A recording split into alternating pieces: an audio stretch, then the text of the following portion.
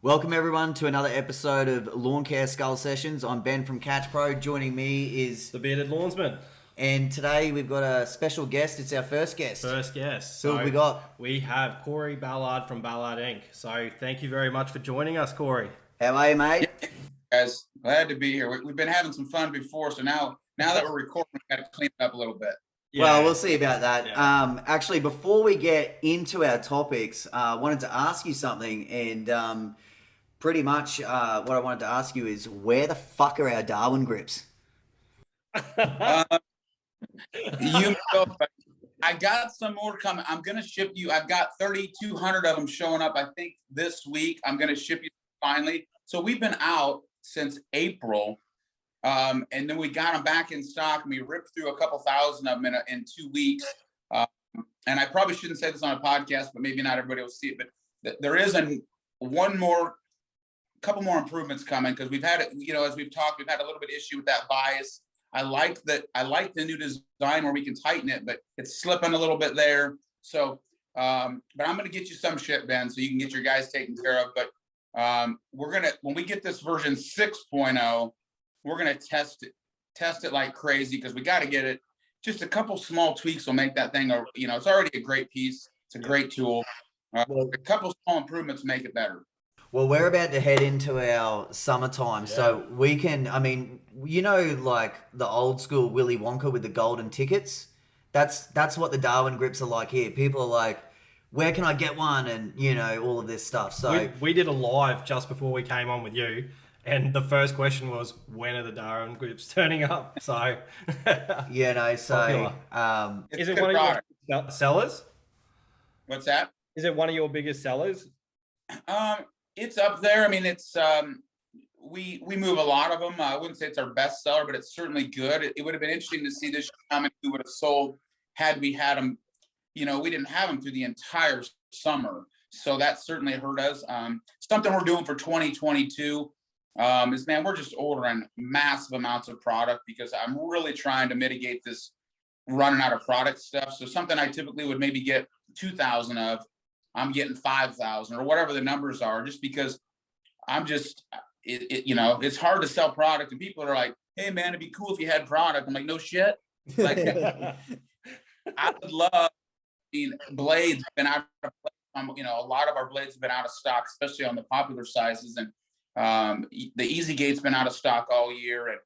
And it's been a struggle here just with manufacturing delays. People are having trouble getting steel. Delivery costs they're up 3 times what they were a year ago.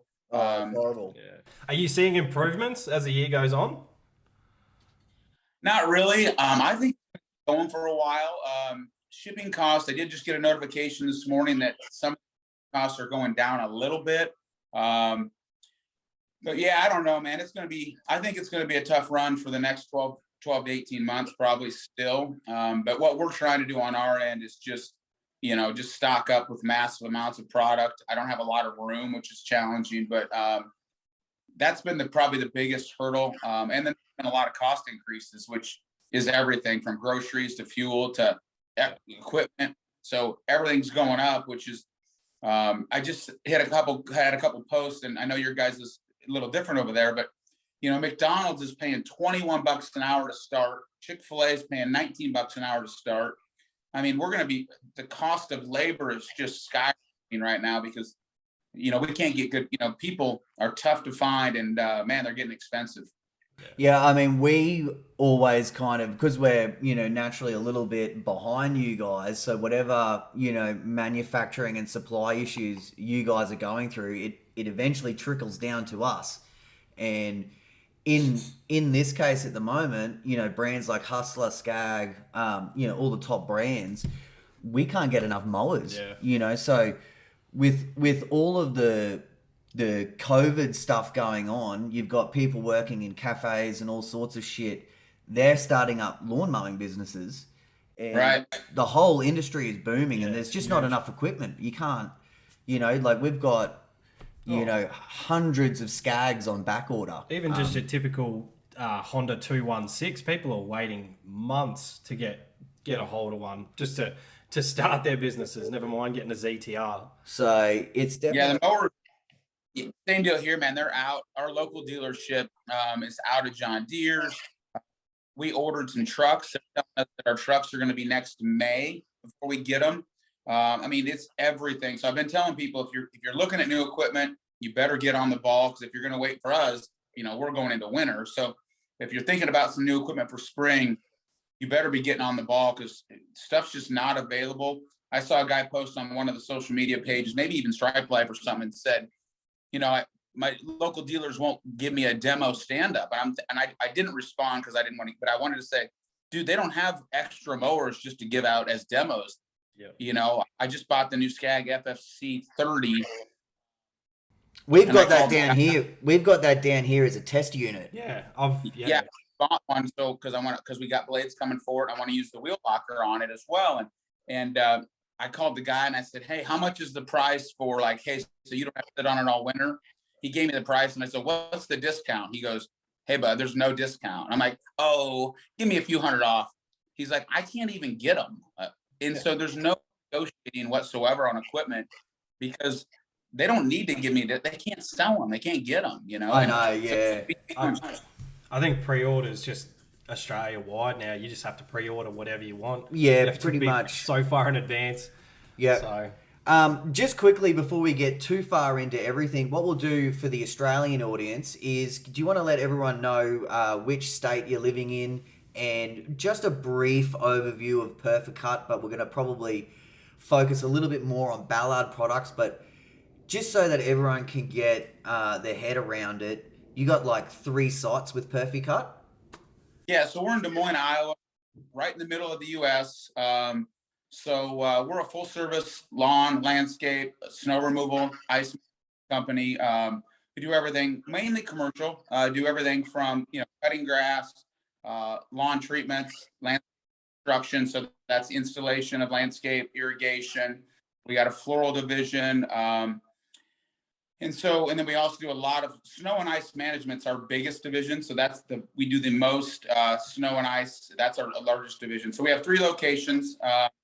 Currently down a little bit on employees, and that's a little bit by design, but I think we're at maybe 160, and at one point we were up to almost 200. And when COVID hit, we just got a little bit smarter. We just cleaned up a little bit of stuff. So yeah, we've been doing this a long time. I started the company 30 years ago, which makes me kind of old, but so yeah, I've been in the lawn care game a long time. This is our 21st year with Ballard products. We started it with just one product that we got patented. And then we just kept kind of adding products over the years. And for many years, it was just a hobby business. I had one sales guy, one warehouse guy, and I just kind of did it on the side. And about 5 years ago or 4 years ago, I think I was going to shut it down, which is kind of crazy. I'm like, hey, because I'm trying to do Perficut and I'm trying to do Ballard, and I was going to shut it down, and thank God I didn't. But I said, instead of shutting it down, I called the guy and I said, what do you know about Facebook? Not much. And I said, what do you know? He's a photographer and shoots some videos. And I said, hey man, let's shoot some videos. Let's have some fun. Let's shoot a couple videos and pop them on Facebook and see what happens. And man, my first videos were pretty bad. I don't know. It wasn't that I wasn't okay on camera, but man, I look back and I'm like, dude, what was I doing? I look back on my very first video, and I'm in a garage, and I always feel a lot more comfortable. You'll notice in all of my videos, pretty much, I'm wearing some sort of work clothes attire. I don't feel comfortable, I just feel more comfortable, like more, I guess, personable to my audience when I got my boots on and all that sort of stuff. But my first videos are like, I actually hate being on camera so much. You'll get used to it. You got to do it. You got to do it. I'm in one of your Darwin's Crips. That video, I look at that and I cringe now. I'm like, oh. Yeah, there's a lot of cringeworthy. And then I used to have the grey beard as well. And I don't have that now, but I go back and I look at that sometimes and I think, who's this fucking old man? It takes time to do that, and I found the same thing, Ben. Like the videos that do best are just we do it kind of grainy and kind of rough on purpose, because that's our audience. We actually went in the beginning, we hired a professional videography company, and they came out and they had lights on me. They wanted to put like makeup on me. I mean, and I did a video, and it, you know what it felt like? It felt like a commercial you'd see on TV. It didn't relate well to our audience, the working guy, the guys who are out in the field. So we shoot a lot of videos on freaking iPhones. Like, this isn't a high-tech operation. I just try to show people kind of just, hey man, here's what we do. Here's what we use. Here's how it works for us. If it makes sense, cool. If it doesn't, that's okay. And yeah, so we started shooting all these videos, and then it went kind of crazy. And I said, hey, we might be onto something. You know, with social media and the power of reach with, you know, Facebook, YouTube, Instagram, brand ambassadors, it's really changed. It's just changed the entire company. And so today I focus, I stepped away from Perficut. I don't run the day-to-day down there. And I focus on this full time. We've got a small team. There's 9 of us total, including my wife and I. So my wife and I plus 7 of us. And we're going to be adding a couple more warehouse people. But yeah, so we're having a lot of fun. We're adding our own products. We're adding products that guys like you design and develop. We're just trying to have a lot of fun with it, and try to bring cool products that, you know, my deal is I really try to, anything we sell, I just want to make sure it's something I would use. I get pitched a lot of products, and I'm sure you do too, and you'll get more. And if I wouldn't use it, I just can't sell it. That's just my deal. I gotta believe it's going to help guys. And if I wouldn't use it, I'm just like, nah, I can't do it. And so we're having a lot of fun with it, and we appreciate you guys over there, you know, pitching some of the products. And you brought us the Catch Pro, which has been a great product for the American market. And we're doing well with that. You'll be excited to see the October numbers. They're cranking along. I think maybe 15 or 20 even units yesterday. So we're moving. Probably have hopefully, you know, 200, 300 of them this month. And been a great product. And you got something else really cool in the works that we're excited about. I got a prototype sitting over here, the final prototype, but we're gonna make a couple changes as you and I talked about. And so yeah, man, we're having fun, and getting ready to go out to GIE, which will be cool, and excited. And what was your very first product that you had as a Ballard product? It was the Easy Gate. So that's the gate assist, and originally it was just plastic PVC.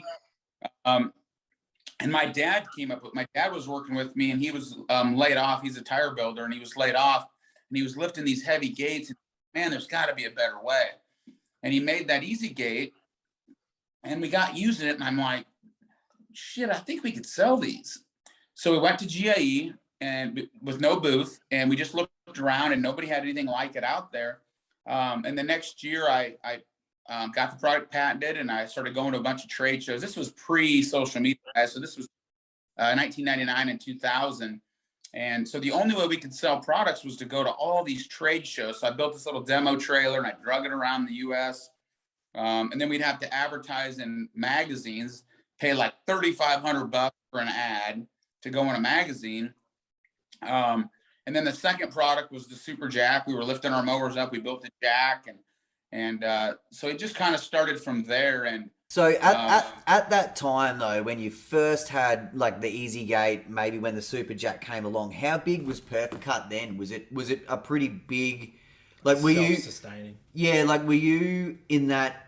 You weren't on the tools at that point, or were you just in a manager's role, or like when you had these products, and when you're taking that trailer around America, were you sort of thinking like, this is my way out, or was it just like, because you seem pretty committed if you're going around there and selling it like that? I wasn't sure what I was thinking. I'm the kind of guy that I like to hustle. I like to work, and I wasn't sure, to be honest, where it would go. I liked the idea. I thought, hey, if we can help other people and we can sell some of these and kind of have a side business, but I wasn't sure where I was going to take it. And like I said, I kind of piddled around with that business for about 15 years, and changed the model many times. At one point, we were really selling to a lot of distributors, and Tool, some of these other, and because we thought, well, they buy more quantity, but because we didn't really have a direct consumer model at that point. And then as things changed, you know, and like I said, a couple of years ago when I got really focused on the Ballard line, we're pretty much a direct to consumer. We do have dealers that carry product, but there's a couple hundred of them that carry our product, but not a huge amount. They want to sell big equipment, right? So we really went to the direct to consumer. But yeah, I wasn't sure if it was a business or a hobby or what it was. And luckily, I made a decision a few years back to take it full, you know, like full bore, full steam ahead. And you know, now looking at where it's at, it's pretty remarkable how fast we've scaled it.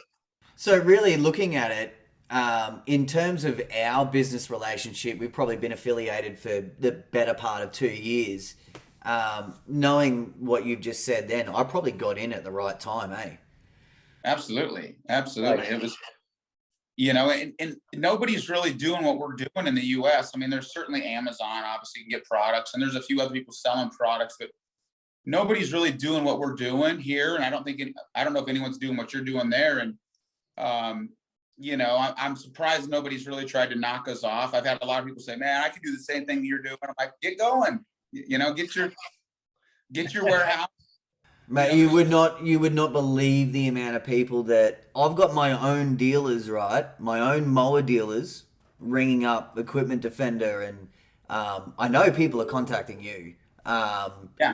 You know, like it's just, and you know, there's nothing wrong with healthy competition, but the thing that's different in this market is that when I first had a Darwin's grip, right? Now, me and Rusty and BJ, the people in our inner circle, we got one, we looked at it, we knew that it was hot, right?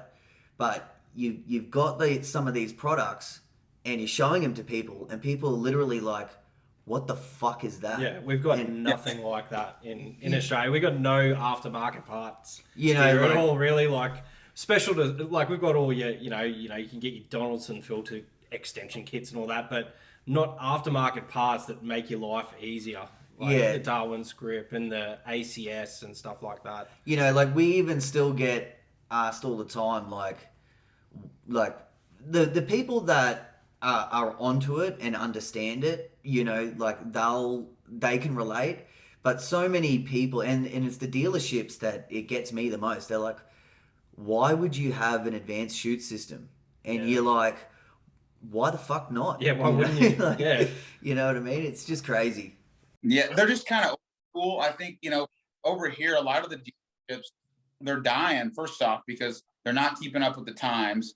And people just, even me, like, man, people just don't want to go to their dealership anymore if they can get things online. And yeah, a lot of these dealerships are kind of mom and pa ran, and, you know, they're just not up with the times. And the ones that get it do really well with accessories. Like, hey man, I'm going to sell this guy a $12,000 mower, but let's get him a advanced chute, a Catch Pro, a blah blah blah. Let's get him for another, you know, $800 and accessories on top of that. They just make sense. And so that took a little bit of time as well here. Our market's obviously way bigger, and so regardless of all the people that think, you know, these items are stupid or unneeded, there's still enough people out there that go, yeah, that makes sense, man. I can run my business a little bit better, a little safer, maybe I'm a little more efficient. Yeah, it's an interesting thing, because, you know, not everything we sell is for everybody. That's okay. You know, it is what it is. So in 21 years of Ballard being, you know, going, what is the worst thing that you've been offered to sell? I was thinking about this before. I was like, you have had to, like, ball warmers or something like that. Like, there's got to be something crazy that you can tell us about. Don't say don't you dare say Pro Shield. Yeah, we get a ton of different products that, you know, the truth is, guys, a lot of them make sense. They're just not big market items. The guy sent me this really cool thing that on your zero turn, you can hook it to your garbage dumpster. Like, we have these little toters. I don't know what you guys use for garbage. And you can go, so if you have a long driveway, you hook it to your toter, you take it down your driveway. I'm like, man, super cool product, but most of us don't have mile-long driveways. And I had a guy send me a thing to move picnic tables, and had a guy send me things that pick up, it's a thing you roll over your lawn and it picks up walnuts, right? That the trees drop. Oh yeah, we've seen that. I mean, they all make sense. The reality is, I just don't know if they're big market. I got guys want me to sell beef jerky. I got guys sell, and this dude's like, he sent me this beef jerky. I shit you not, the best beef jerky I've ever had in my. And I'm like, I'm just not in the beef jerky market, man. Like, I don't know. Like, and he's like, all your people eat beef jerky, and I'm like, maybe, yeah, it's actually a fair point. So we get pitched a ton of products, everything. I had a guy send me a blower that had a backpack blower, and it had 2 tubes, one down on each side, so you could run 2 tubes. Yeah, I like that. that's pretty cool. I like that. It was pretty cool, but it was twice as much as a regular blower, and so I'm like, man, cool product. But we get a lot of stuff, and again, it doesn't mean they're bad products. Yeah. I just it obviously has to be. It obviously has to be a marketable product, and it has to be manufactured on the right scale for to be able to sell it at the right price, right?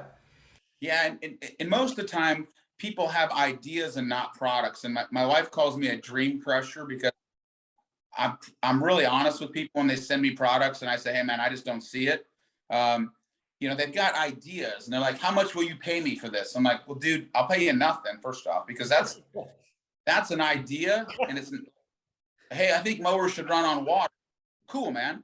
How are you going to make it? How does it work? Well, I don't know. You'll figure that out. I'm like, no, then I'm not going to pay you if I got to figure it out. Yeah. So, there's a difference, and I tell people there's a difference between an idea and a product. And so when people send me, I sign a lot of NDAs and say, hey man, I won't steal your ideas. Send me over. And they say, hey, I think we should do this. And I'm like, man, I'm going to have to do all the work.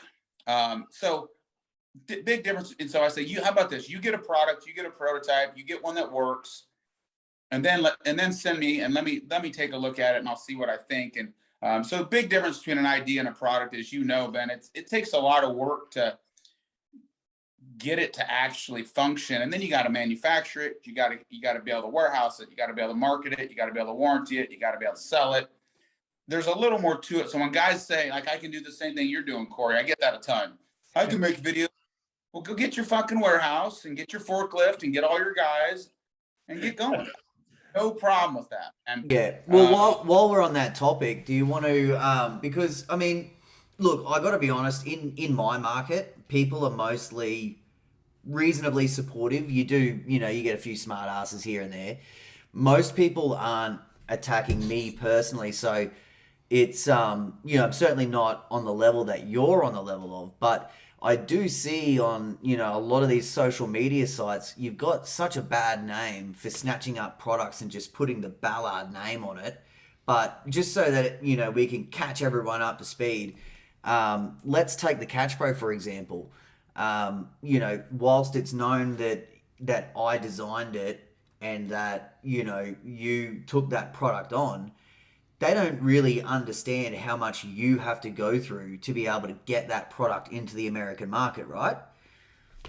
Well, exactly. And so you got all the manufacturing costs. You have to, even though it was designed already, there's certain design features that don't fit in your market that fit in our market.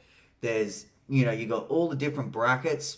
Over here, our mowers are a lot smaller. So there's all the brackets, there's the manufacturing, there's the, you got to store them. You've got to source the materials. You got to source the materials. You got to ship everything out. That's before you even sell a unit.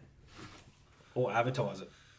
Yeah, well, there's our market, because it's so big, there is just a lot of hate, and there's a lot of misunderstanding on how products work. I did that kind of fun video where I'm just the man a while back.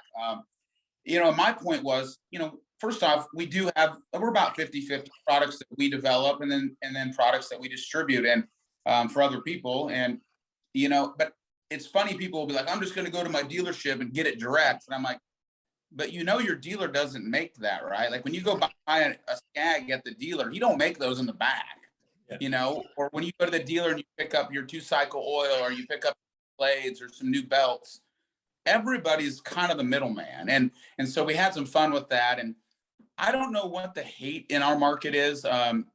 You know, without sounding like a conceited prick, I think there's some jealousy there.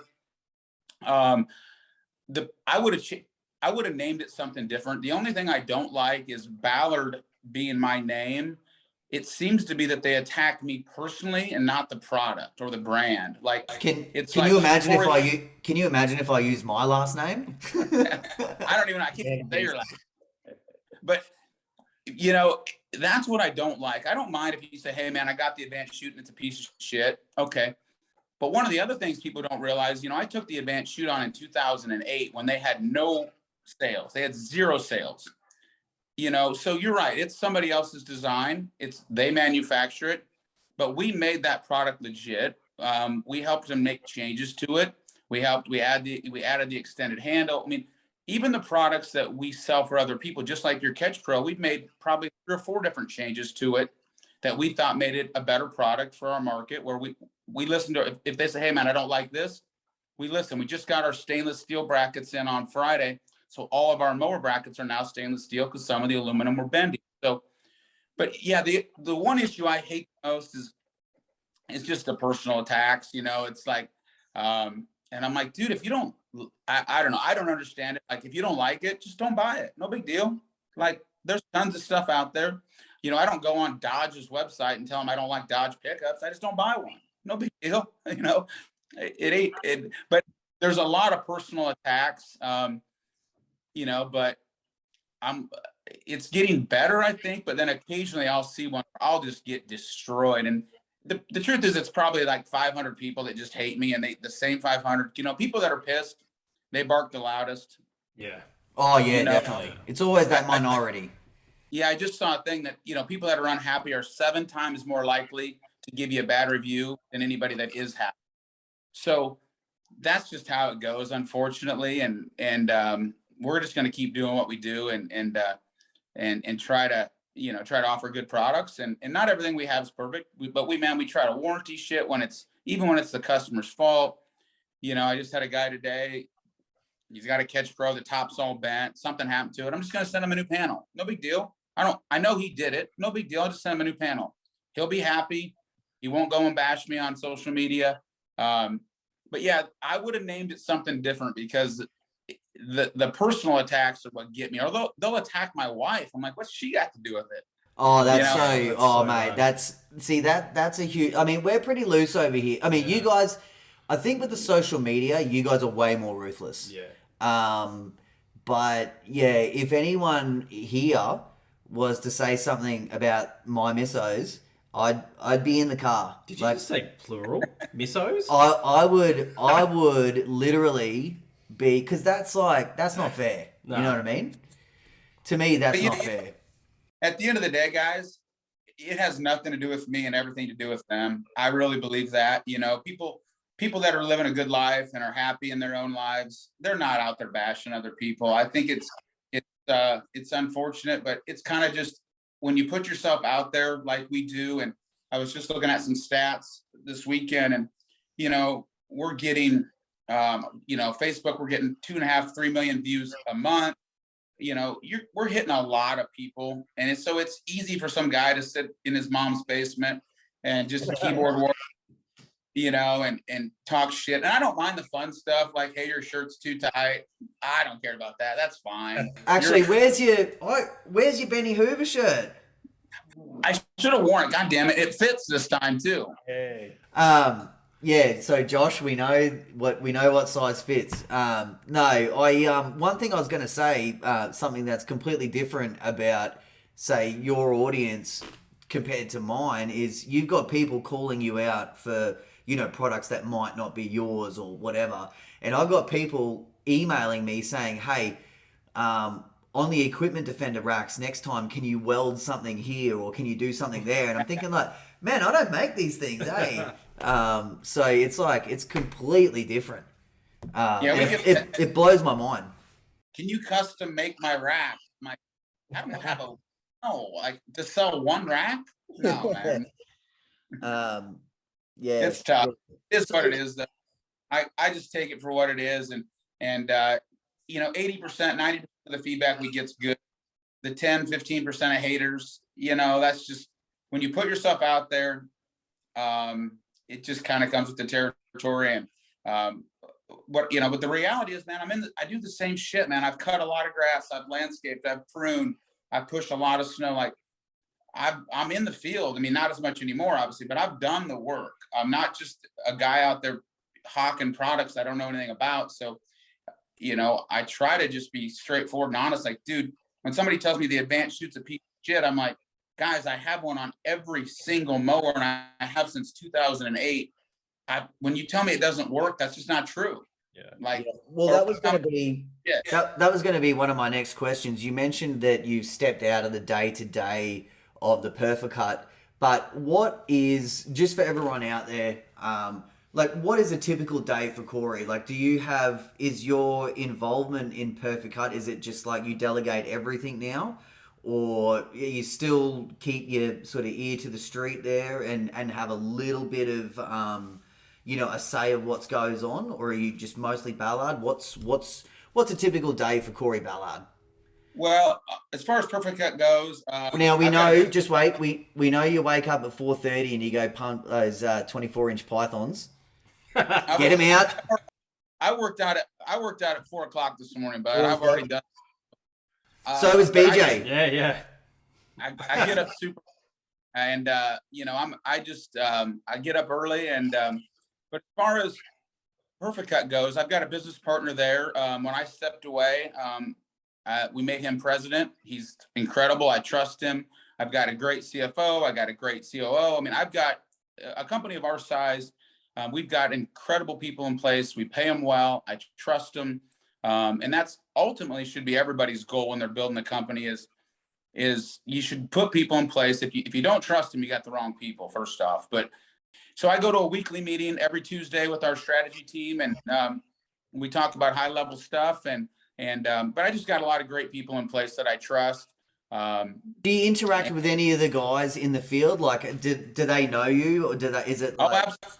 Yeah. So I mean, a typical guy, running a whippersnipper or a mower can be like, "Hey, Kory, how you going?" And like you've got that interaction with them. Yeah, if they've been around a while, yeah. I mean, I go down there and I do a lot of knuckle bumps, and a lot of guys that have been with me, man. That's my favorite part of the company is I love my people, man. The best part of my day is we'll go down there. We wash trucks daily. I don't know if you've seen it in our videos. We have a truck washing line.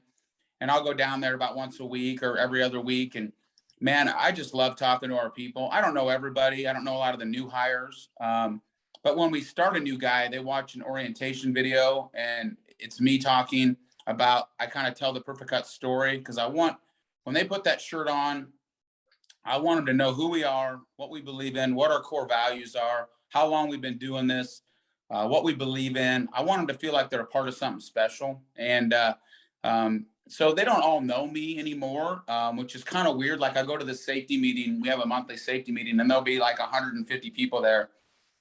And I just, even to this day, guys, I look around and I'm like, where did these people come from? And how did we get this figured out? But, I don't even know 150 people. Yeah. But we've just got incredible people in place, and, we just try to take care of them. We just try to love them to death. We try to mentor people that are struggling, and it's been fun. I enjoy it. But I had to step away to do Ballard the way I wanted to do it. I was doing both of them 50-50, and I kind of got to be all in, and so I had to make a tough decision to say, hey man, I'm going to step away. I think you guys got this. If you need me, I'm here. But I don't make all the decisions, and they make decisions that I don't agree with sometimes.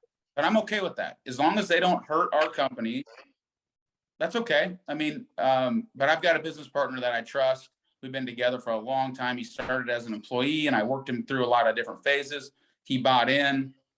That his name's Matt Bowman. He is money. That guy is so good. I mean, I just trust him, and he runs the show, and that gives me this opportunity to do what I'm doing with Ballard, which is a lot of fun. But it's funny. People are like, I heard you retired. And I'm like, retired? If this is what retirement looks like, boys, I don't know, man. I'm working a fucking ton. Is Ballard attached to one of the Perficut sites, or are you just a completely different entity? Do you have like your own warehouse?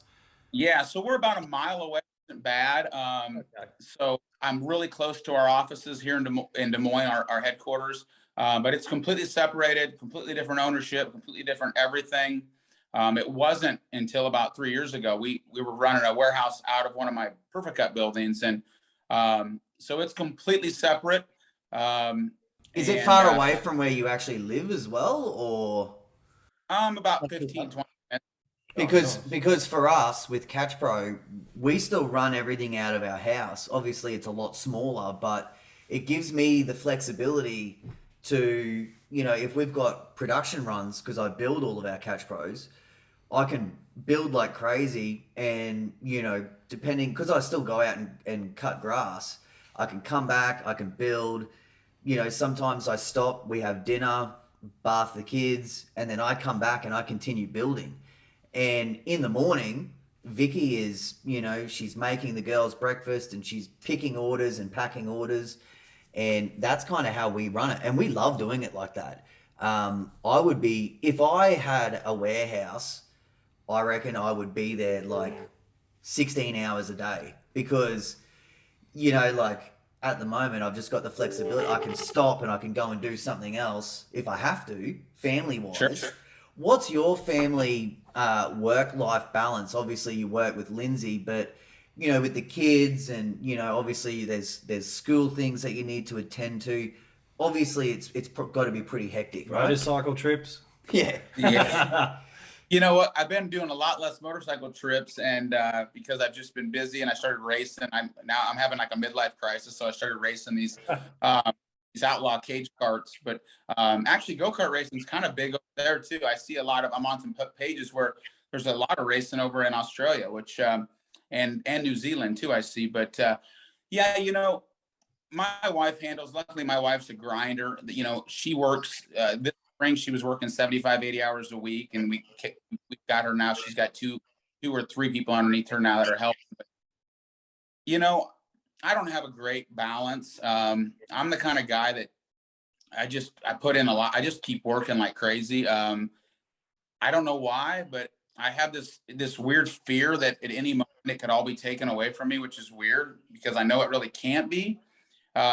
But maybe there's like just this little kid in me that's just like at any moment they could take it. So my deal has always been, I'll just outwork you. If the next guy wants to start up his own company selling products, I'll just outwork you. And that was our deal in lawn care too. I'm not incredibly smart. I'll just outwork you. And the thing is, I'm going to outwork you 7 days a week. Like, I remember back when we were doing Perficut in the beginning, and my friends are going to college and they're going to the beach and they're doing all this shit. And I'm just working. And I just had this thought that if I can outwork everybody, there's no way they can catch us. And that's kind of been my theory with Ballard. Yesterday is Sunday. I was in here working on a Sunday. You know what? Nobody else, my competition's not working on a Sunday, and so I put in a lot of time. I wish I had a little bit better work-life balance. I wish I could put my phone away at night. I can tell other guys, hey, here's what you should do. But man, I'm literally, as you probably know, like I'm answering questions until I close my eyes. Oh, it does my head in. I have it doesn't bother me if I'm watching, a TV show at 8 or 9 o'clock at night. It doesn't bother me to sit there and do some of this, but what really bothers me is when, let's say I go and I'm going to go and cut 5 acres, and I've got a podcast on, and my phone is just beep, beep, beep, beep, beep. Yeah. Oh, totally. man, it drives me up the wall. And then when I'm building my catches, because I get into like a work rage, like a zone, and I've got all of my jigs set up, and I just go, and I don't do anything else until I've got that done. And when my phone is just ringing, and you can hear the emails, and now, you got a smart watch, you got a computer, everything's fucking beeping around me, and I start to lose my mind. But even BJ has got the same thing now. Like he's got his first employee that he's had for about a year. Yeah. he's looking to put on that other person, and there's all of this work coming in, and he can probably let go of some of that shittier work, but he can't part with it because it's like, well, what if something over there goes? It's a fear, especially like we're just about to buy our first house. I'm like, fuck, what happens if a contract drops off? Because I'm basically all commercial, and we call it body corporate. It's basically commercial, so I can't let go of the residential shit that I've got. Like I feel like I have to hang on to it and just work myself into the ground to get it done. Because what happens? What if? But, I mean, it's the same thing with me. Like realistically, I probably shouldn't be cutting any grass at all. I mean, my wife says to me all the time, like, why are you going out there and doing it? And, you know, like, we've got a 40-acre property that we mow, and, you know, it's a high-value client. You're just leaving too much money on the table. Like, I can't let go of it.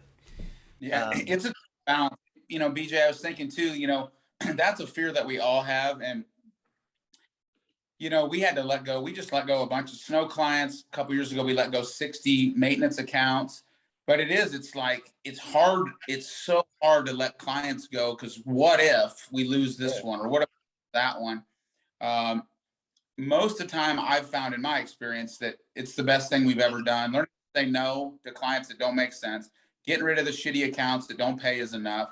But I agree with you. Like, it's scary because you're like, man, I got this house I'm going to buy and I got a mortgage on it. And like, what if, right? We play all these what ifs, and it's tough, man. But sometimes when you get rid of that shit work, man, you can focus so much more on the other stuff, and then you become more profitable. You get more time.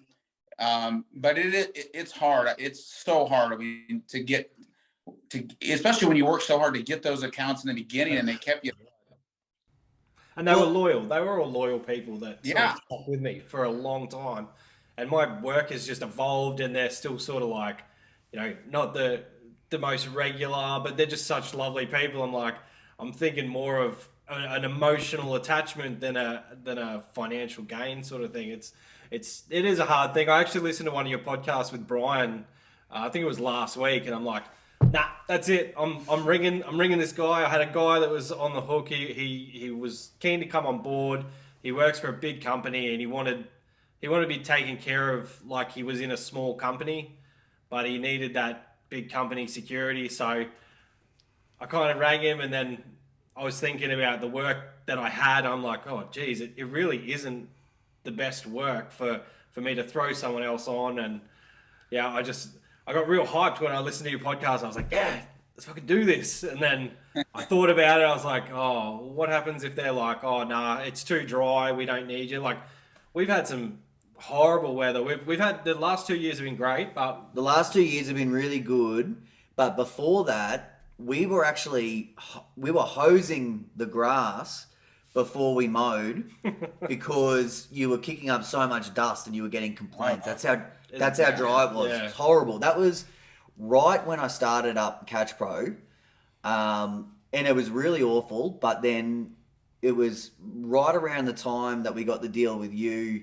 It was like just the stars aligned, and the rain came, and we started to get noticed a little bit more. And you know, but BJ's definitely in a situation where he's too big to be small, but he's too small to be big. And I think that's the toughest part about growing a business when you're in between the steps.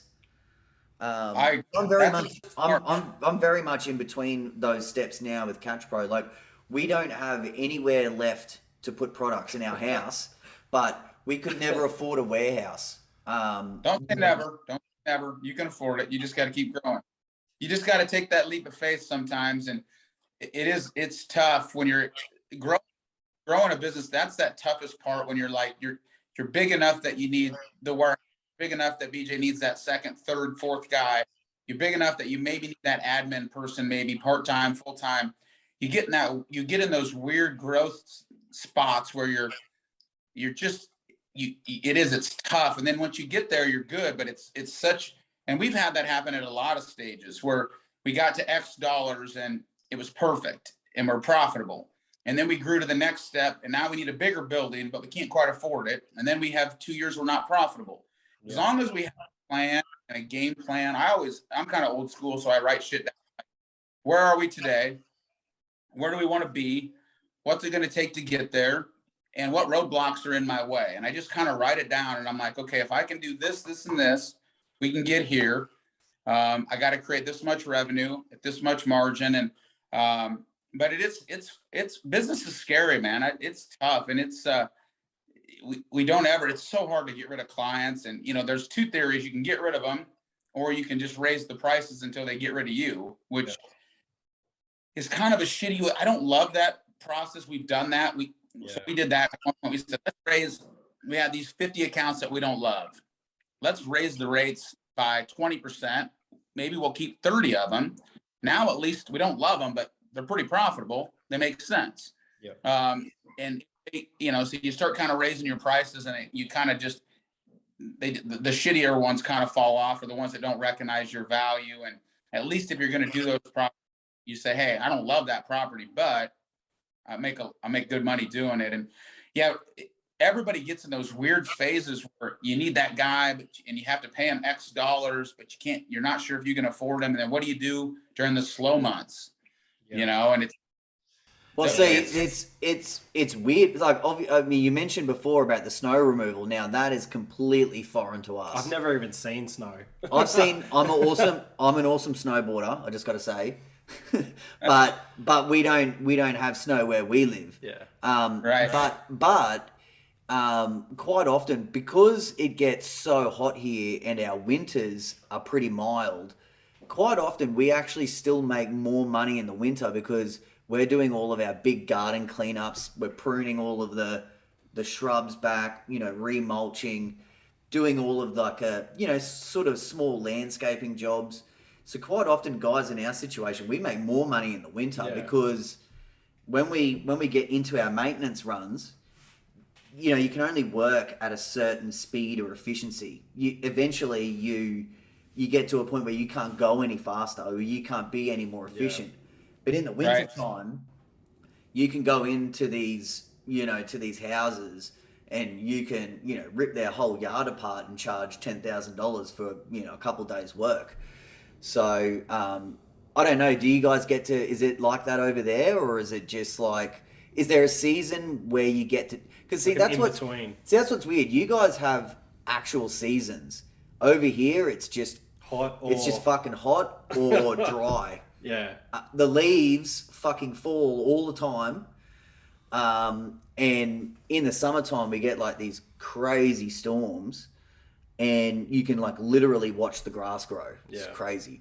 Yeah. But to your point, we make more money on the add-on work, just like you mentioned. Like cutting grass for us is not that profitable. We have to do it because it's part of our services, but it's one of our least profitable pieces of our business. So where we make all the money, the most money is, the remulching, all the add-on work. Again, snow and ice is our most profitable and our biggest here, which is totally foreign to you guys. But I mean, cutting grass for us is just a necessary evil. We just don't make money cutting grass, and it doesn't mean you can't. We just have so much overhead, and it takes so much equipment. Trucks are expensive. We got all this expensive equipment. We got 2 or 3 guys in a truck. We've got mechanics fixing stuff. We're sharpening blades every night, changing oil, all the stuff that goes with mowing. And so for us, I agree. Like we're most profitable on all the other add-on work. The add-on work is where it's at for us. Now, we don't do like the gardening as much as you guys do. But we're pruning our properties 3 times a year. We're doing the shrub pruning, the tree pruning, remulching, bed edging, add-on landscape projects, replacing dead shrubs, dead trees.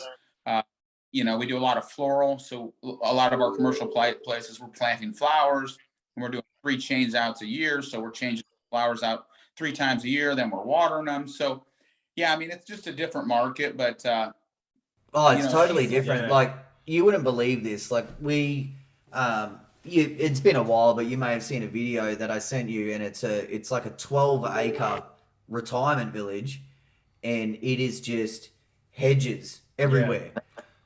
You like my guys and BJ as well. He looks after one a similar size. We can hedge trim 2 guys for almost 8 hours a day and not even put a dent in the amount of hedging. And in the summertime, you have to hedge them weekly. They'll grow this much in a week. Yeah. Wow. It is Yeah. crazy. Yeah. That's why I've got bigger I've got bigger forearms than biceps from holding the hedge trimmers. Arms bigger for other reasons. Yeah, it doesn't hurt, that's for sure.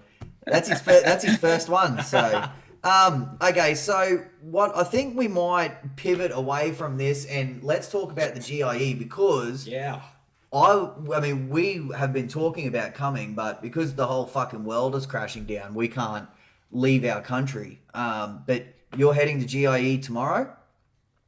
Yeah, so we'll be there tomorrow. They didn't have GIE last year, which COVID, but man, it's hopefully next year you guys see. Dude, it's just a great and the equipment's cool. Well, you know, we're guys, we like equipment. We see what's new, what's coming out. They have an outdoor thing, so you can jump on any brand, you can test it, you can mow with it, you can dig holes with the Dingo or Vermeer or whatever brand you want to run. They got skid loader. I mean, they have everything there. But, you know, more importantly, I think it's just I love the networking. I mean, everybody gets together, guys share information, you know, they'll talk about employees and pricing and what are you doing in your business that works. And so that show, I used to have a booth there. I did a booth there for 10 plus years. I don't do that anymore because I enjoy, because if you have a booth, you got to work it, right? You got to freaking, fuck that. But it's a pretty cool show. And hopefully, you know, you guys can next year, if the world doesn't crash and burn, we, you know, get over here. And you guys, I mean, you would love it. It's just, it'd be really cool to be over here and see what's going on. And I don't know that there probably is a lot of difference. You probably see a lot of equipment that you guys don't have your hands on probably yet. But it'll be big. There's, I think, 40,000 people there or something like that. And every major brand's got a booth, and there's a new product area where everybody that's released a new product, you can go in and check out all the new shit that's coming out. So yeah, we're excited about it. You know, when you go, typically, do you kind of do you go to see the event and then do you go out to dinner with a group of people, or is it kind of just more of like a business thing? I know you did some sort of speeches last year. Is that what you have lined up this year? Yeah. Well, I shouldn't say unfortunately. Fortunately, I mean, I've got quite a few commitments where I've got to be places. And I don't mind that. Like Friday morning, we're doing a forum where there'll be probably 400 or 500 people, and there's 4 or 5 of us on stage, and people get to ask questions. I would absolutely hate that. It's fun. I like that better than I've got to go to Brian's Launchpreneur Academy in November, and I got to talk in front of 500 people. I just got sick to my stomach thinking about it. I'm not a public speaker. I don't mind. Come on, we've seen you do it. We've seen it. Brutal. I will literally shit my pants before and after. Like, it's tough. Paid for that? Huh? Do you get paid for any of that stuff? Yeah, you get paid, but I mean, okay, well that's cool. No, yeah, I mean, that's not why I do it. I do it because I enjoy it. I do it because I like talking to people, and I don't love the speaking part, but part of it is BJ enjoys shitting his pants too. I challenge myself. Anytime something's uncomfortable for me, I want to try to do it. Like public speaking in front of 400, 500 people. I don't love it, man. But every time I do it, when I'm done, I'm like, man, it helps me grow. It helps me just like, Kory, you're going to have to do this shit. And it's good for the brand. I enjoy sharing stories with people on how to hopefully grow their businesses. But so GIE, yeah, we have like Tuesday night, we have an event we have to be at. Wednesday, I have an event I have to be at. But it's weird. It's such a weird thing because people be coming up like, hey man, can I get my picture with you? Will you sign my hat? And I'm like, yeah, I will, but I'm not that cool, man. Just telling you, like, but I forget that, you know, these guys have been watching, you know, me and Brian and Blake, Stan, and you name it, all these guys, Keith Kalfas and all these guys, like, they watch hundreds of videos. And so they're pretty excited, and it's freaking weird. My wife, like, it's weird. Like, hey man, can I get my picture? And I'm like, I guess, like so we end up just networking and talking a lot. I try to not pin myself down too much, but I have like, okay, I'll be at this booth at 2:00 on Thursday. I'll be here, and like I said, we'll So see. literally, if I decide to come next year, I don't really get to hang out with you. I just have to be a groupie, right? Yeah, you can hang out with your squad. It just cut out there. What'd you say? I think you can hang out with my security squad. I got like security guards. But so Kaz will be there, and he'll be videoing. So we'll get a ton of great content. But it's a cool event. You guys need to make it. It's but you got to book like a freaking year in advance when they unlock you guys over there. But it's fun. I mean, it's a cool event. It's kind of our only big event that we have over here. And I don't know if you know John from, I think he's in Ireland. Do you follow him at all? I don't think I know who that. No, I don't think I know who that is. John Ryan. He's super cool guy, but he comes from Ireland, and I did a podcast with him last time he was here, and he's got some really cool stuff going on in Ireland over there, where he's trying to do some kind of the same stuff you and I are doing, sell some products, and but yeah, it's a cool event, man. It's I would make a family vacation out of it, spend 4 or 5 days. Louisville, Kentucky is not the most amazing place, but it's nice. It's a good time of the year. They used to have it in the summer, and it would just be hotter than shit, and you couldn't even go. I mean, the outdoor displays were cool, but I don't want to be out there when it's 100 degrees. Yeah. Well, BJ is the SCAG Australia ambassador, and a lot of the Australian SCAG guys go over. And they were going to all go over this year. They were going to take BJ. Then I think he's going to go to Vegas or do something else. I think we're going to hit Nevada. Yeah, nice. Yeah. I don't know how I'd go over there. Nashville. No, we were going to go to Nashville actually. They did go to Vegas. They went to Vegas last time. Yeah, they went to Vegas. So yeah, Nashville's a lot of fun. I've been there a lot. But yeah, it's a cool show. So we're leaving tomorrow.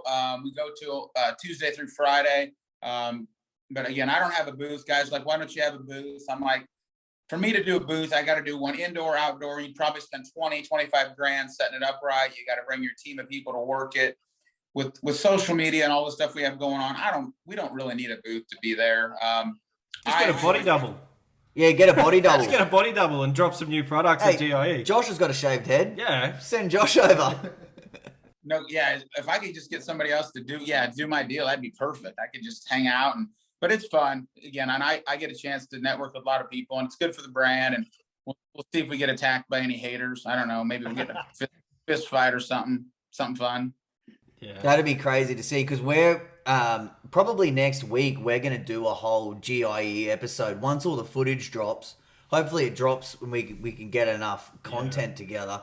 But we're all missing out down here now, and we just get the teasers. We just get like Instagram, like Skag today dropped a little teaser of the Liberty EV. They got a battery zero turn coming out. We didn't know about that until just so lots of cool stuff coming out. So obviously, do you take your whole family or just Lindsay or? Well, just Lindsay, and then I'll bring Kaz, who will be videoing the whole time. So we'll do some podcasts there. We'll shoot a lot of content on new products. So we'll get a lot of footage ourselves. We try to get the most out of it. I mean, it's a vacation, but we're technically working at the same time. And when people typically call you like a entrepreneur or use that sort of word, I don't know why. I've got a problem with that word. Not with anybody else being called it, but I just hate it when someone calls me an entrepreneur, because I always just feel like I'm still cutting grass. Like I'm still running around with a whippersnipper and whippersnipping dog shit on my face and doing all doing all these things that other people all the bullshit that everyone has to go through in a small business environment. I'm really still a lot like them. And so I always feel, I don't know, I haven't taken to that entrepreneur talk yet, but with all the podcasts, I was on with Brian, and then there was another Aussie guy that started up. We were on his, and obviously we're doing this now. So the word's being thrown out a lot, but did it take you to get used to it and to accept it, or were you kind of just like, fuck yeah, I'm an entrepreneur?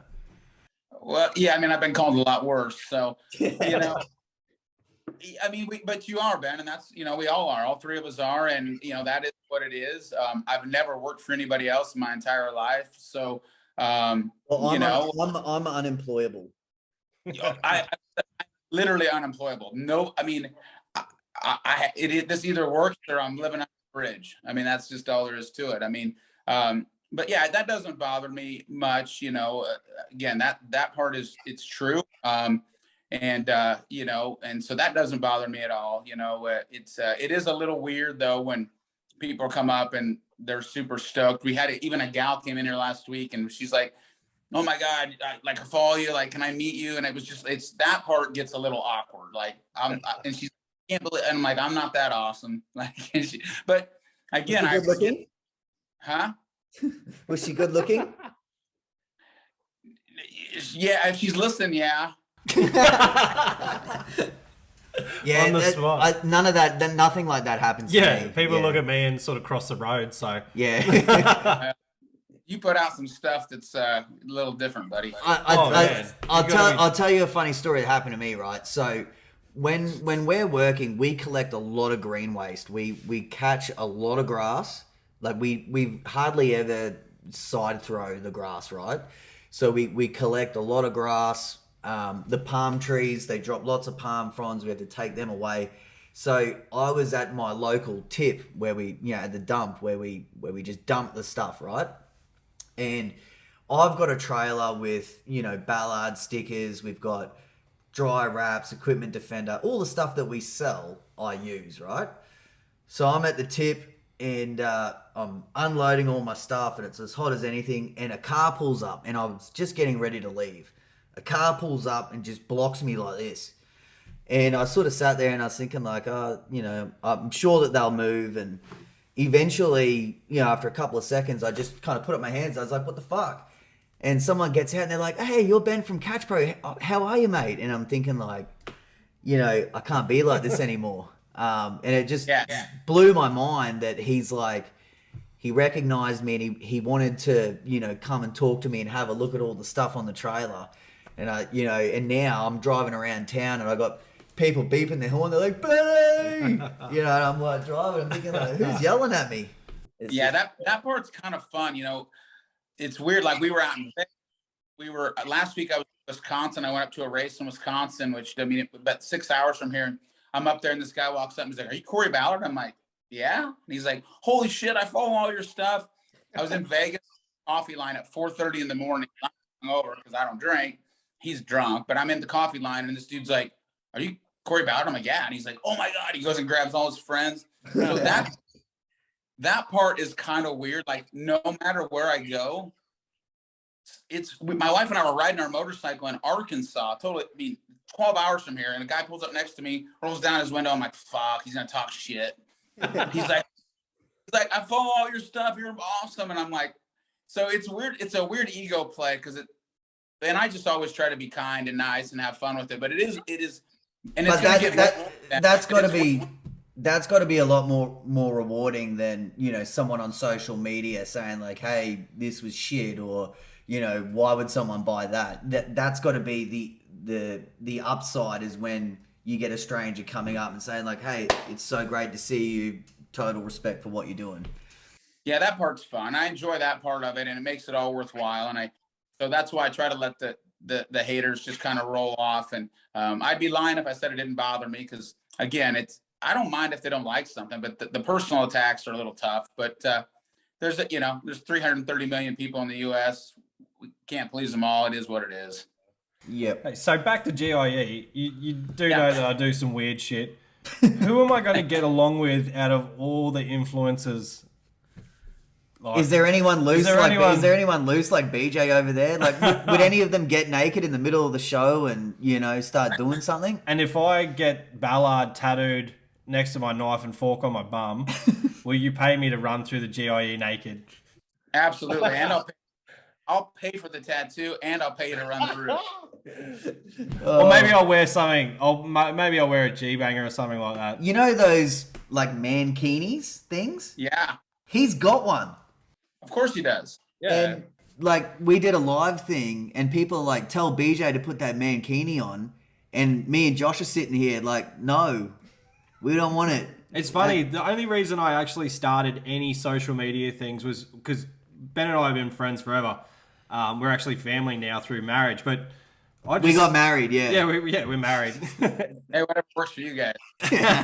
But yeah, I only really started it when Catch Bro started, and then it just sort of rolled into my own thing, and then I started getting followers, and people thought what I was doing was funny, so I just kept doing it, and it's good. See, that was what is like now, guys that have these lawn mowing businesses / media channels, that is like the new upside because here's BJ slogging it out mowing and he's had to buy these Skag mowers and then eventually there's an opportunity comes up and now he's riding for Skag and it's something different. It's a pretty cool offset.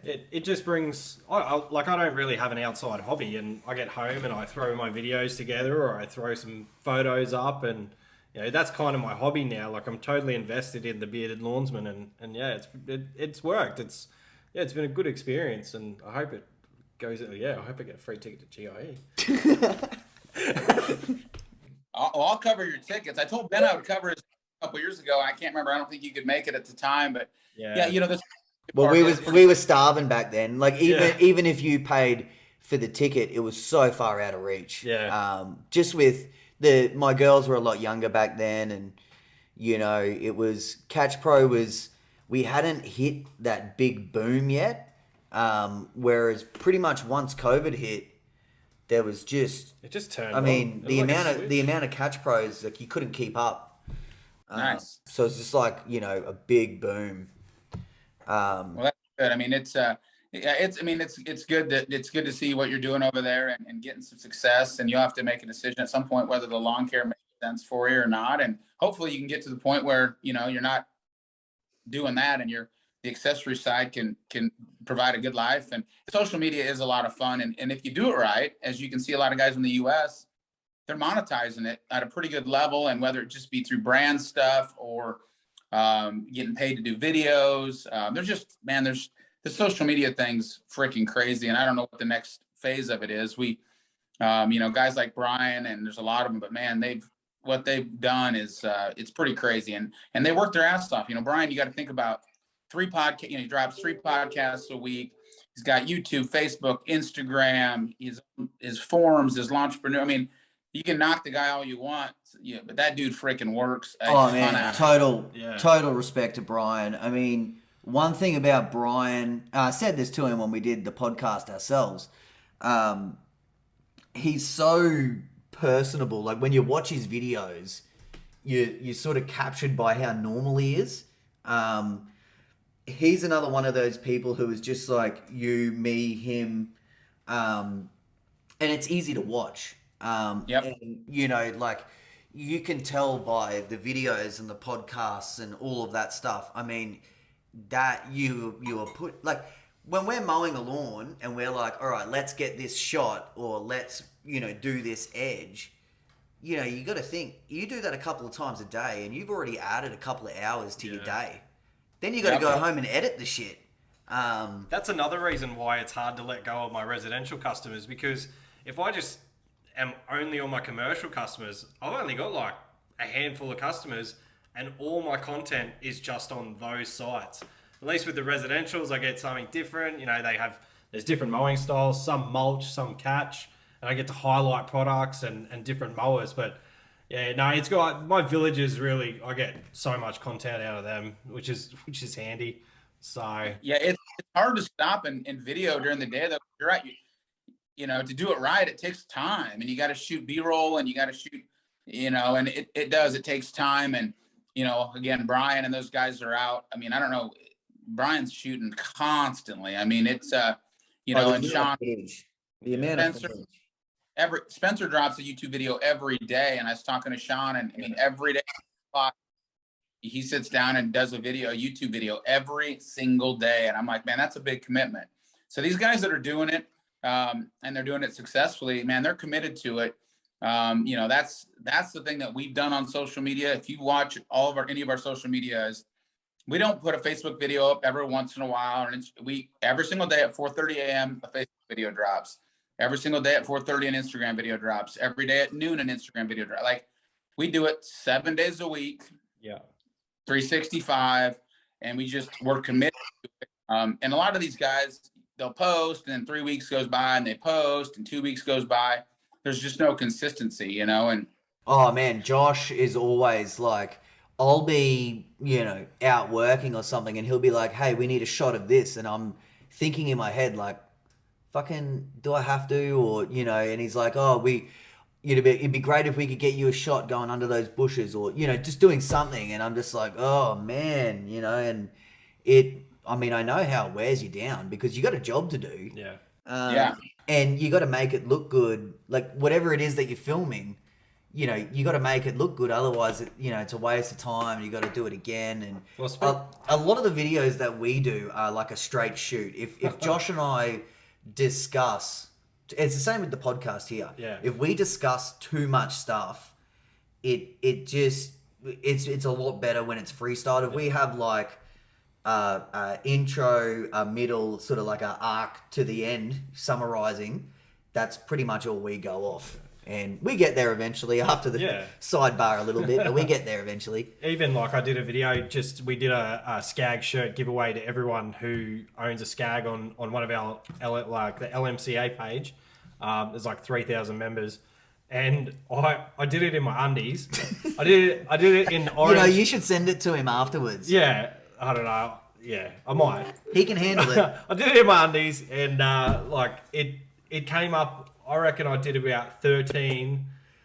Maybe 20. Maybe 20. I would have already given up. And I was standing in my garage. I could hear my kids running around upstairs. I'm like, fuck, I've got to get this done before someone just walks in and sees me doing this video in my undies, giving away this shirt. It was madness. But yeah, I got it done in the end. But it took so long. Like, every single cut was like a minute. So it was like, 30 minutes just of me filming myself in my undies, talking it's about different. Free shirts. It is different when you're in your undies, but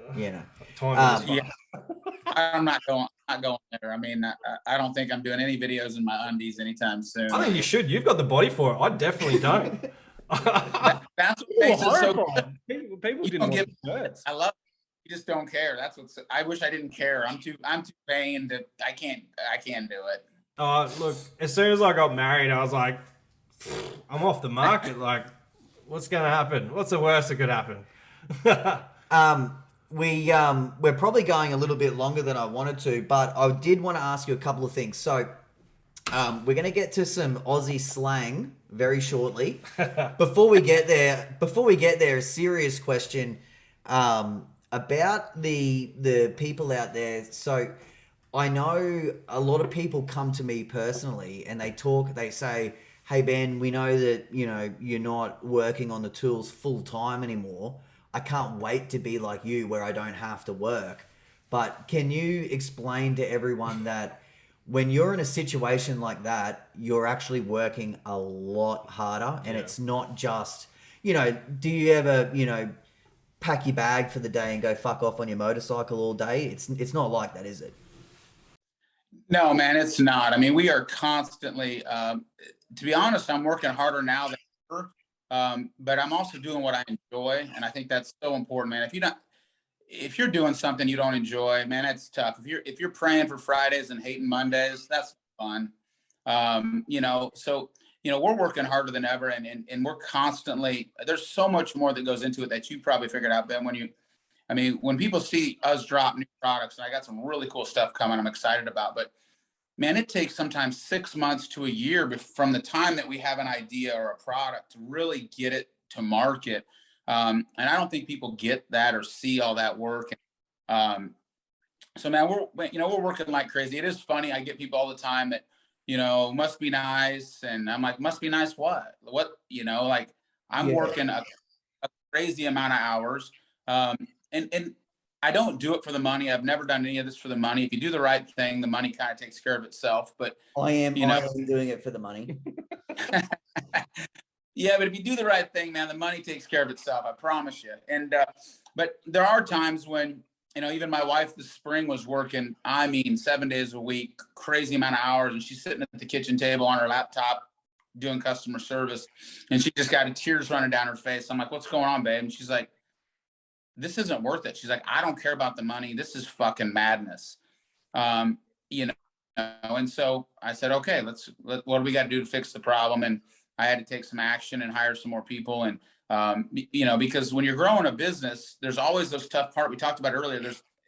It's that you're at 80 hours a week, but can you afford the next person, and can we keep them full time, and can we afford them? And I've always just I'm not scared to take chances. I'm like, okay, but then I also feel a sense of obligation. Like if I bring more people on, it kind of falls on my shoulders to make sure we got this covered. And so I'm here 6-7 days a week. I work like freaking crazy, and but I enjoy it, you know. And if you know, if I don't enjoy it, I'll quit doing it, or I'll get somebody else in here to take over. And you know, ideally, my deal is I always try to surround myself with really, really good people. I pay them a lot of money, or try to pay them more than, I shouldn't say more than they're worth, but I try to pay them enough that they feel like they're highly compensated, they're rewarded, they're a part of the team.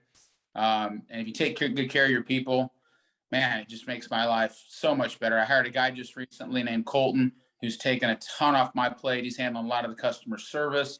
Man, but then I feel that sense of obligation to make sure that we're still growing, because I believe if you're not growing, you're kind of dying, man. If you just, that stagnant state when you're not growing is that's a tough spot to be into. People want to grow, they want opportunities, they want to know they're being taken care of.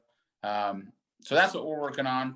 I don't miss much. I don't get, I don't vacation as much as I probably should. And my wife and I COVID's going on, but I'm like, we haven't even taken the kids on a vacation this year. And then when I am on vacation, guys, I'm on my goddamn phone the whole time, on my laptop. It's craziness. Yeah, I mean, I'm in the position personally where, like, my wife's always nagging me to, hey, let's go away, let's take a break, let's do this. But I'm really in the zone right now where we've got a lot of momentum, and I don't want to I actually, it's not that I can't, it's just that I don't want to. Like, I literally, I just want to go hard for as long as it takes.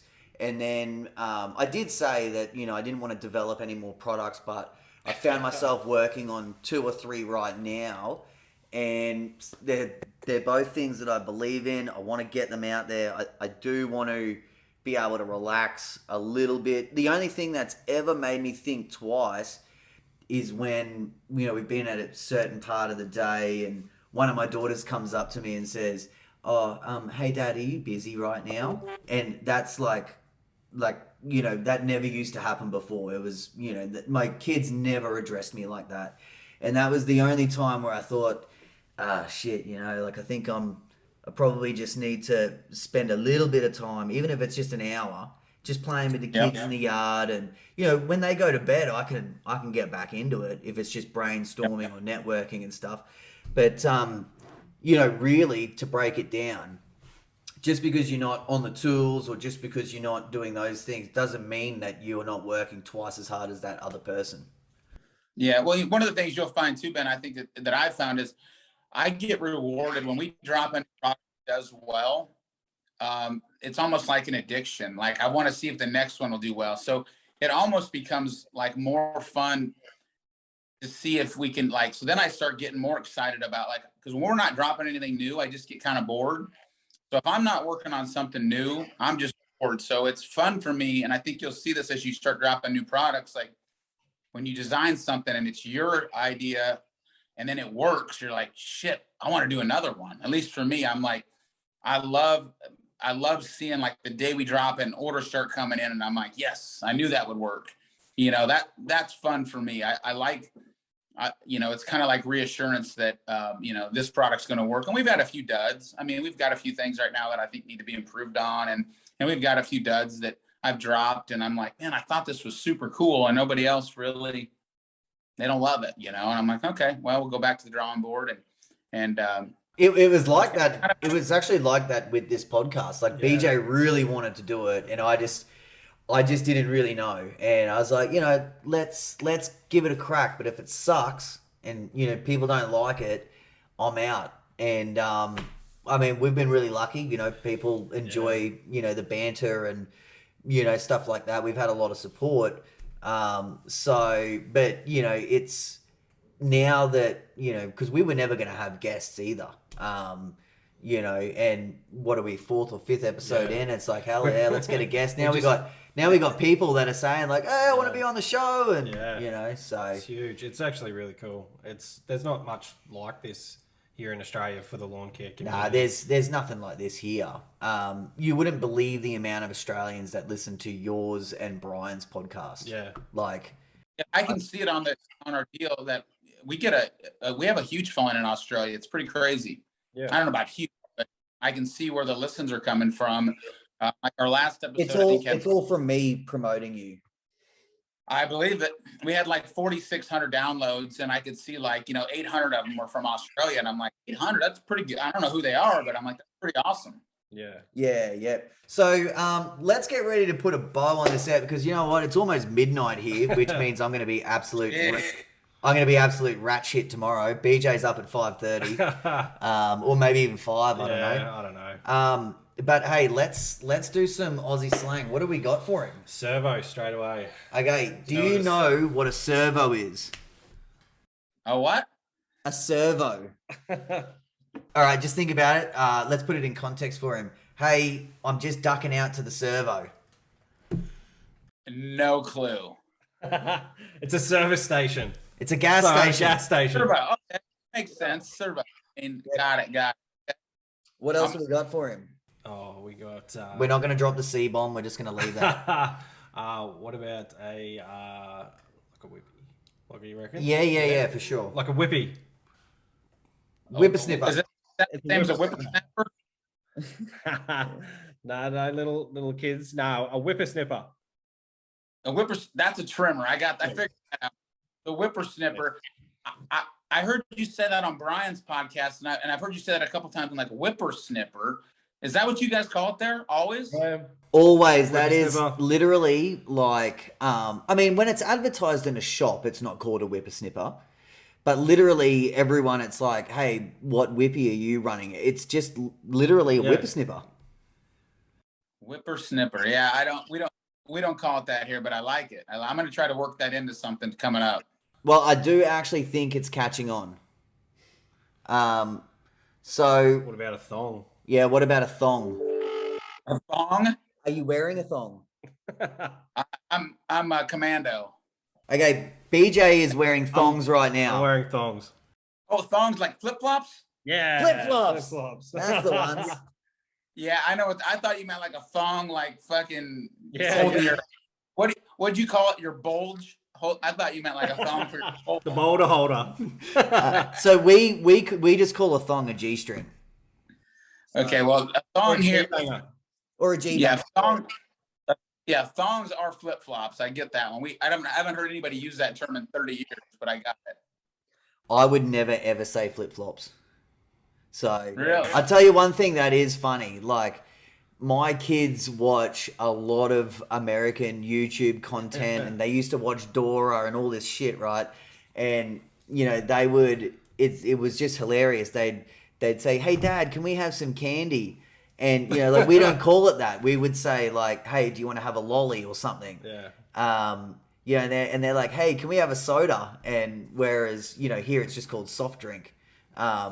It's just so weird how we're kind of the same, but that language barrier is just like way out there. Everything is like if I was gonna say, I just woke up and I'm gonna have some brekkie. What do you think that is? That's breakfast, right? That makes sense. Yeah. Right? I probably made that too easy, but it's like everything here is so lazy. Like Kentucky Fried Chicken. So we call that KFC or Dirty Bird. And we've gotten so lazy. I'll be like, hey, I'm just going to KF. Like, you just fucking drop the C. You know what I mean? too much work to add the C to the end. Too much, yeah. So, all right. Do you know what a mutt is? We might have to censor this.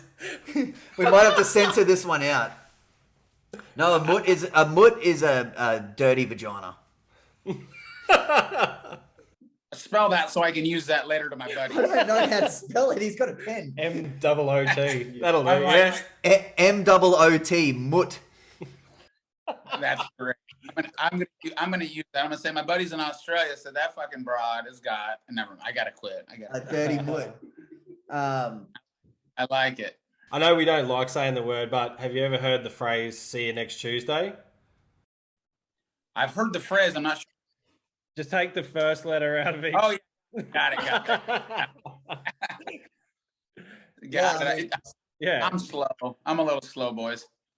Well, I mean, just so that everyone knows, it's like, what time is it over there? It's 8:45. Okay, so you're like, mid-morning, and our day over here just doesn't seem to ever want to end. Yeah. So, it's kind of like that's just the way that we have to do it. Yeah. Well, definitely, boys. I appreciate you having me on. You got anything else for me? I don't know. Josh, what do we got? No, I think you've covered off everything on the list, actually. No, Aussie slang, mate. Come on. Aussie slang. Business is over. I'm trying to think. Is a ute a term they use in the US? Well, he knows what that is. So, like, a ute. A ute? A ute. Yeah, you emailed me about it the other day. So, it's like you guys call your work trucks like a truck, but over here it's a utility, like a ute. Oh, ute. Yeah. So, everything's just like, oh, grab the ute, or hey, grab the mower out of the ute. It's just, yeah. So is a ute an actual full-size truck, or is that like that little mini one? You guys got some of those. Yeah, so that's the thing. I mean, I just bought a Ram, and it is significantly bigger than most of our other utes. Yeah. Because, yeah, I mean, it really is true. Everything is bigger in America, man, like for sure. Exactly. Yeah. Well, I don't know about that. Yeah. We'll wait and see. No. We can compare it GIE. We're gonna play a game. We're gonna play a game of whip out. It's $100 an inch, so you better bring some cash. Well, I'm already in the negatives. Yeah, I don't know if I got any. Have you ever had a Vegemite sandwich before? This is just a normal question. There's nothing dirty about it. Only from the song. I like the song. That's it. But I don't know what it is. It sounds filthy though, doesn't it? No, I'm just literally asking about a Vegemite sandwich. So that's something we'll bring with us if we get to come over. Are we allowed to bring that shit over there? I'll keister it. It's just. He's gonna shelve Then it. I'm definitely for sure of a Vegemite. I only know it from the song, and I always thought, what the fuck is a Vegemite sandwich? Yeah, well, apparently you guys hate it, Yeah. so We love but it. I think you can get it over there. What is it? What is it? What's on it? It's just a sandwich spread, but it's it's really, really, really strong. I can't even describe the taste, but if you're an Aussie, you fucking love it. Yeah. And if you're an American, you just will hate it. We also have come Chromite. That might be a southern thing. There at some point, my wife and I are going to come over, just because I want to hit Australia. But I'll have to definitely try one just to figure out what you boys are talking about. You'll love it here, man. It's we got a good country. Very. Yeah. Not So much population. how long would it take you to drive to like a beach? To a beach for me, 20 hours. Whoa. Oh my god. Takes us like, well, Well, I live like right on the water, but it's Are you on the coast? Is it Gold Coast or where are you at? Is it? so we're in Brisbane and we're an hour north of the Gold Coast and we're an hour south of the Sunshine Coast. So Okay. we've got like the Gold and Sunshine Coast like right there. yeah. So for us to hit like world-class beaches, we're like right there. Yeah.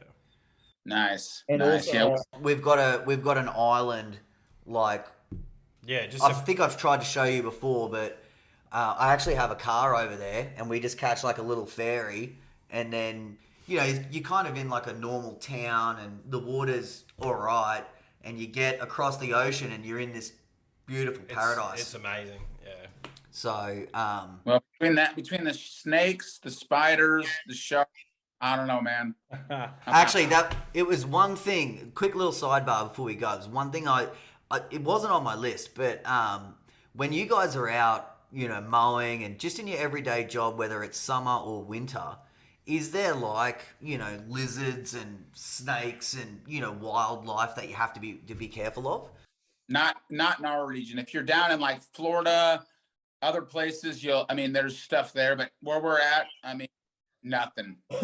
Because it is like just now before we started filming, we had like a bee flying over the top of us, and we had to kill it before you came on because it was going to sting us. Like, and like I got bit by a spider once, and I didn't do anything about it, and my arm just like started, like the flesh was just, it was disgusting.